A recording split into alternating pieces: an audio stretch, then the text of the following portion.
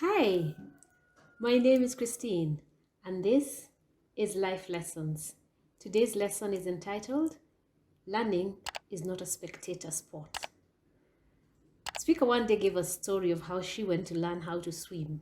I give her credit because she was 45 by the time she took her first swimming lesson. And so she changed into her swimming clothes and she went to the pool side. And the instructor was there and he said, "All right, jump into the pool and let's start the lesson." She said, "You didn't hear me. It's my first lesson. I've never swum before." And the instructor said, "Okay, so jump into the pool so that you can learn how to swim. That's what we're here to do." And she was standing at the side of the pool and saying, "But I've never swum before." And I think she listened to herself and she discovered, I'm never going to learn to swim while I'm still dry.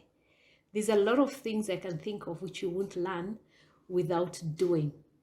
It reminds me of a famous Chinese proverb that says, "Teach me and it says, "Tell me and I forget. Teach me and I may remember. Involve me and I understand." You'll never learn how to swim without being in the pool. You'll never learn how to ride a bike, how to cook. There's all sorts of things you will never learn to do unless you get in and do.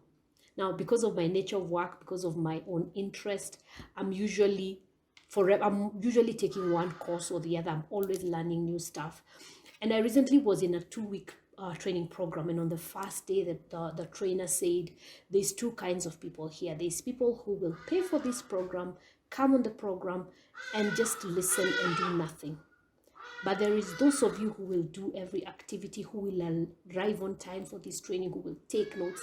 Those are the people who will benefit the most from this training. I actually are training for a living. And there's 3 distinct kind of people who come on my trainings. There's those who pay and never attend. They just never come at all. And then there's those who just come. They're not on camera. They never participate. They never say a word. But then there's the curious kind, the people who engage the trainer, who ask questions, who take follow-up, the first to arrive and the last to leave, the ones who take every exercise, who do everything that they're asked to do.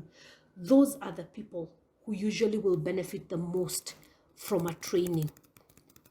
Every book I have written, at least the first 3 books that I did, had a chapter entitled Take Action.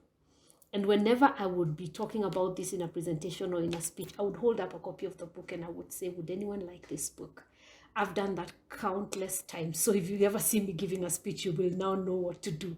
And I will usually give the book to the person who actually stands up and comes to me, because I'll just say, would you like this book? And people start to raise their hands. People start to say, me, me, me. And it's actually not original to me. I learned it from a speaker abroad who holds up $100 and says, would anybody like this money? And the first person to eventually come in front, get on stage, picks it up, because it is in action. The point we're trying to teach with that is that when you act, you will get things. It's when you act. It's not the distance between where you are and where you want to be. The difference between you and the person who is living your dream.